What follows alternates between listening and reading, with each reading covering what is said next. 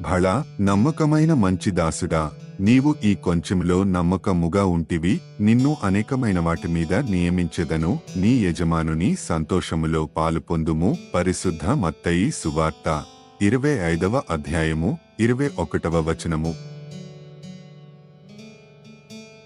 భళా నమ్మకమైన మంచి దాసుడా, నీవు ఈ కొంచెంలో నమ్మకముగా ఉంటివి, నిన్ను అనేకమైన వాటి మీద నియమించెదను, నీ యజమానుని సంతోషములో పాలుపొందుము. పరిశుద్ధ మత్తయి సువార్త 25వ అధ్యాయము 21వ వచనము.